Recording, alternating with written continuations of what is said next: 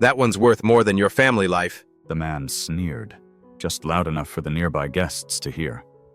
Laughter rippled behind polished champagne flutes, but Keanu didn't flinch. He stood quietly near the velvet rope, hands tucked in his hoodie pockets, simply admiring the smooth gunmetal curve of the Rolls-Royce. He hadn't touched it, hadn't crossed the line. But in that moment, surrounded by millionaires in silk suits and $50,000 watches, his presence alone felt like a challenge to someone who couldn't handle it. The rain hadn't stopped for hours. Chicago was cloaked in a curtain of drizzle, the kind that blurred the streetlights and turned pavement into mirrors. At the corner of West Monroe, beneath the steel canopy of Valerie Lux Motors, a man in a damp gray hoodie stepped quietly through the glass doors. Keanu Reeves didn't speak to anyone as he entered. He didn't need to. His footsteps were soft against the polished tile, his presence unannounced, almost ghost-like. A black canvas bag hung from his shoulder, worn at the edges. He looked like someone who was just passing through, not someone meant to be there. Inside, the warmth was immediate. Bright spotlights beamed down on carbon fiber curves and diamond-stitched interiors. Hypercars sat behind velvet ropes, like rare animals in glass cages. A silver McLaren Artura gleaming under halogen light. A crimson Lamborghini Huracan flanked by a champagne bar. Gold signage overhead read, "Hyperline Elite, one-night launch event." Keanu wasn't invited, and he knew it. But he wasn't there for the party. He was there for the 2015 Toyota Camry Hybrid, listed in the dealership's used inventory. Reliable, quiet, efficient, practical. He'd already been pre-approved for financing online. All that remained was to sign the paperwork and leave with the keys. Still, something pulled him toward the far end of the showroom, the McLaren. Its silhouette was impossible to ignore. A body so precisely engineered it seemed to breathe. Keanu stepped closer, close enough to feel the hum of silent money in the air, but not so close that he crossed the rope. He didn't reach for his phone. He didn't snap a picture. He just looked, soaking in the craftsmanship, the engineering, the dream that belonged to someone else. And that's when the air shifted. Behind him, the glass doors opened with a soft hiss, and the scent of cologne and entitlement swept in like cold breeze through an open vent. Julian Kessler had arrived. Charcoal blazer, perfectly coiffed silver hair, loafers that had never touched anything rougher than imported tile.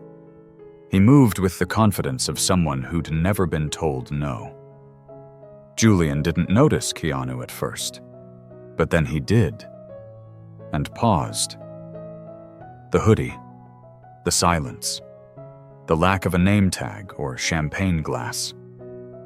He leaned toward his friend and whispered, loud enough for others to hear. "Someone let the janitor wander in from the service bay." Laughter rippled through the small group behind him. Keanu didn't react. His eyes remained on the McLaren. "Hey, buddy," Julian said, louder now. "This isn't the discount section." Keanu turned his head slightly. Calm, composed. His voice was soft but steady. "Thanks, but I think I'm in the right room." Then he turned away and walked toward the front desk. He didn't know it yet, but every step from here on would unravel the entire house. Julian Kessler moved through the showroom like a man inspecting his own estate. Every step was calculated. Polished loafers gliding across the imported marble, blazer creased to perfection, cufflinks catching the light just enough to say, "I own you," without saying anything at all. He didn't carry a drink, he presented it. Champagne, chilled to the exact temperature he'd once scolded a sommelier for getting wrong. On his left arm, Ava, his date, his accessory, and the perfect echo chamber. On his right, Jared, childhood friend, now hedge fund vulture. Together, they were the walking embodiment of high-net smug. Julian scanned the room. Salesmen leaned closer to clients in suits. Photographers circled the McLaren and the Huracan. A string quartet in the corner played Bach so cleanly it felt programmed. And then he saw him, the man in the hoodie. He wasn't browsing, wasn't holding a drink, wasn't accompanied by a handler, just standing there, looking. Julian's smirk dropped half a degree. "He's still here?" he muttered. "Who?" Ava asked, barely turning her head. "That guy, the one who thinks this is a public mall." Jared followed his gaze and laughed under his breath. "He looks like he just finished unloading tires." Julian exhaled through his nose, then adjusted the Rolex on his wrist. "This isn't a charity showroom. Someone's got to say something." And with that, he peeled away from his entourage and approached the front desk. The receptionist, young, sharp-eyed, perhaps too new to recognize the difference between complaint and command, looked up nervously. "Hi, sir. How can I help you?" "Do you know everyone in this room?" Julian interrupted. "Because I'm not sure that the man with the backpack belongs here." He said it casually, like someone pointing out a spill on the floor. "We're trying to maintain a certain tone tonight, not whatever that is." The receptionist hesitated. "I believe he's a walk-in client. He's working with Miles. Then maybe someone should remind Miles which side of the showroom he works in." Julian didn't wait for an answer. He turned back toward his friends, sipping his champagne like a man who had done his civic duty. But the resentment hadn't left him. Not really. It lingered, coiling just beneath the silk lining of his jacket. What bothered him wasn't that Keanu had stood near the McLaren. It was that he did it calmly, without apology, without shrinking, as if he didn't need permission to exist. Julian watched as Keanu sat down with Miles again, exchanging papers, nodding politely. He hated that, because people like him thrived on control, on seeing people flinch, apologize, explain. But Keanu had done none of that. Just a quiet presence. Just calm. And to Julian Kessler, calm was a threat. He raised his glass one more time and whispered to Jared, "Give it 10 minutes. I'll have him escorted out." The string quartet played on, unbothered.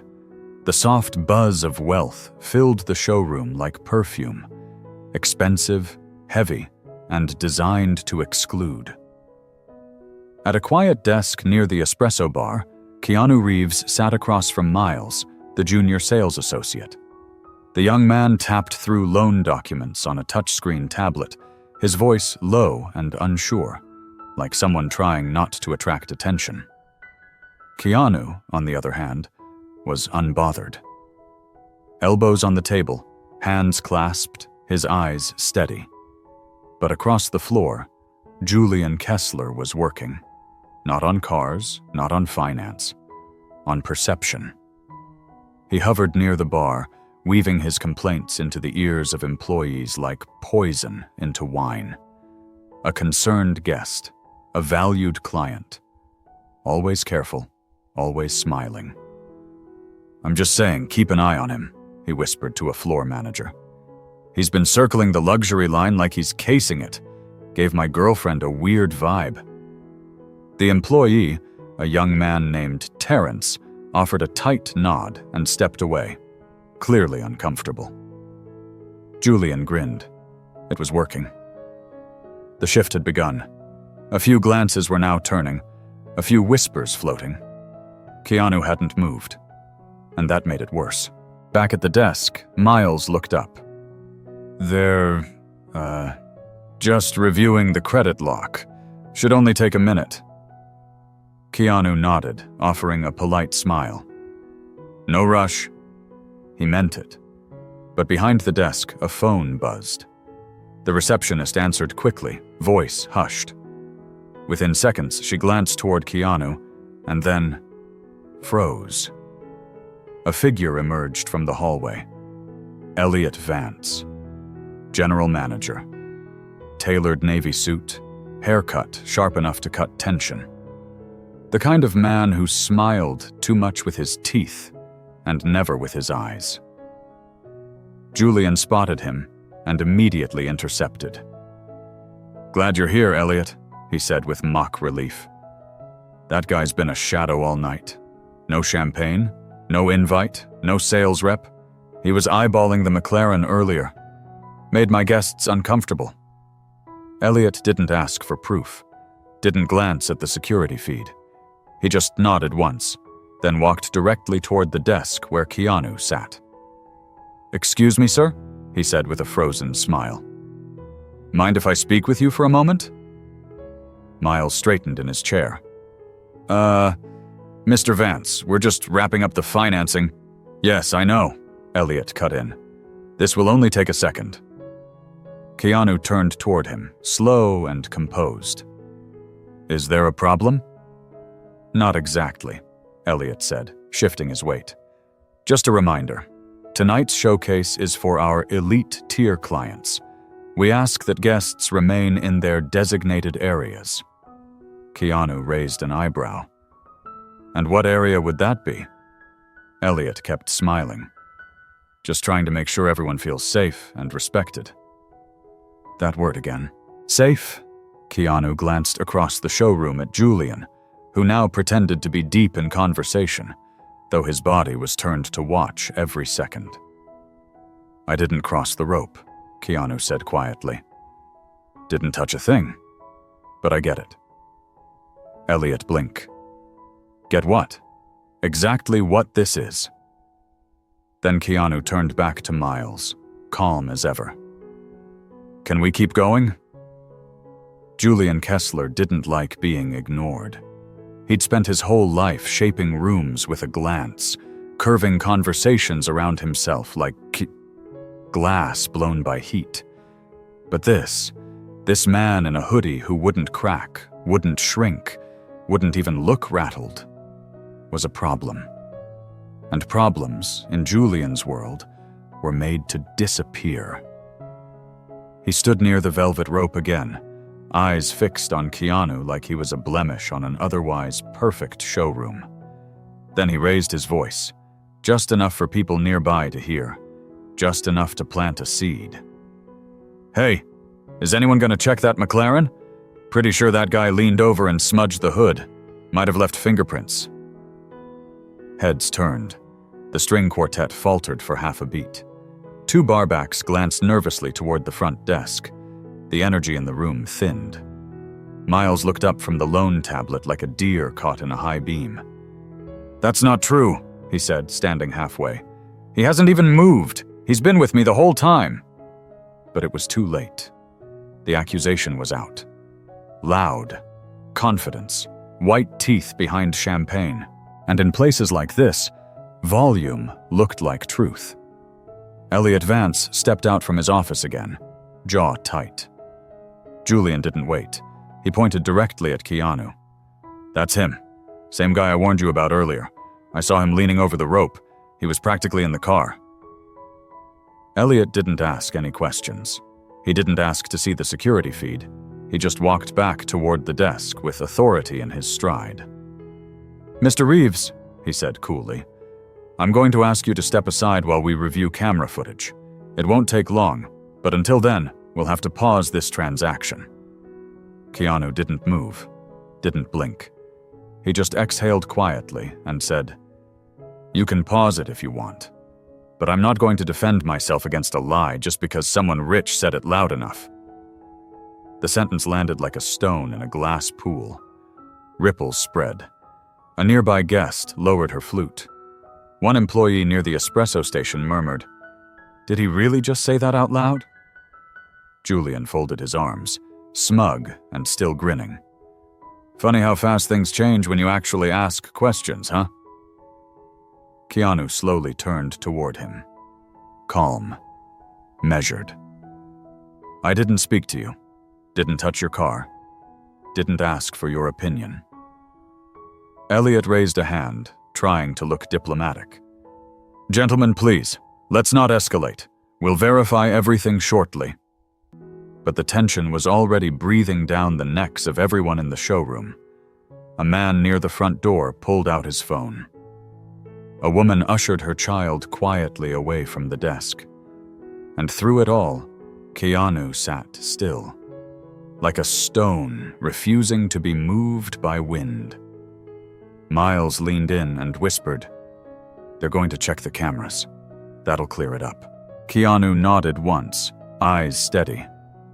"I know, but he's not done yet." And just then, Julian marched to the front desk, leaned over, and spoke 2 words that would change everything. "Call security." The words landed like a crack of thunder in a silent room. "Call security." Julian didn't say it in anger. He said it like an order that had already been obeyed, like he knew the outcome. The receptionist froze, looked at Elliot, looked at the floor, then slowly reached for the phone. At the loan desk, Miles whispered, "What the hell is happening?" Keanu didn't answer. He was still, calm, watching it all unfold like a man who'd seen this exact play before. The showroom dimmed, not in light, but in tone. Conversations thinned, laughter died. The atmosphere coiled into something colder. 3 minutes later, the front doors parted with a whisper. 2 uniformed officers stepped inside, hands resting on their belts, eyes scanning. Julian was already moving, eager, smiling. "That's him right there," he called out, pointing straight at Keanu. "He's the one I told you about, messing with the cars, acting sketchy. You might want to stop him before he bolts."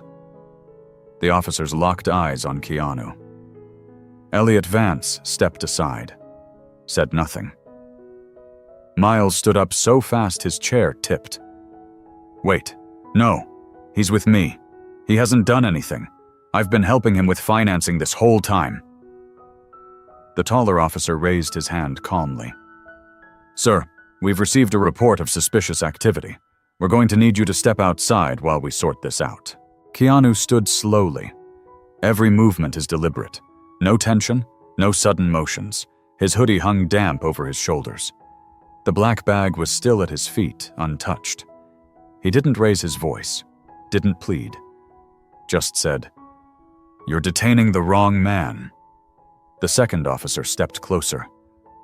"This doesn't have to be a problem, sir. Let's just step outside and talk." Across the showroom, Julian smirked behind his glass. Guests whispered. Phones were discreetly raised. No one stepped forward, except Keanu. He raised his hands gently, calm, practiced, as if this wasn't the first time someone had mistaken him for less than he was. Then, a voice cut across the marble, sharp, commanding, controlled. "That's enough. Back off him." Heads turned, conversations froze. From the luxury wing stepped a man in a tan blazer, no tie, clipboard in hand. His pace was casual, but the tension followed him like a spotlight. Employees straightened at the sight of him. Even Elliot's jaw locked. The man looked at the officers, then at Keanu, then pulled out a thin, black leather folder. "You're about to detain the wrong man." The officer blinked. "And you are?" The man didn't answer, just handed over the document. The officer's brows lifted. His eyes darted from the folder to Keanu and back. Then came the words that cracked the room in half. "This man, Mr. Keanu Reeves, is the principal stakeholder of Altura Group, owner of this entire dealership network. And today, he's here to observe, not shop. Silence. Somewhere in the back, a champagne glass shattered on the floor. Still with us? Drop a number 8 in the comments, so we know you're still here. The best part is just around the corner. The silence wasn't peaceful. It was heavy, like someone had cut the oxygen in the room. Julian Kessler lowered his champagne glass an inch, his face frozen between a laugh and a grimace. He blinked as if the man in the tan blazer had spoken in another language. "Wait, what?" he muttered. Elliot Vance didn't speak.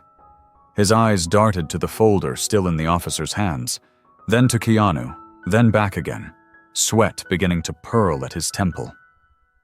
The taller officer looked up from the document, his posture now very different.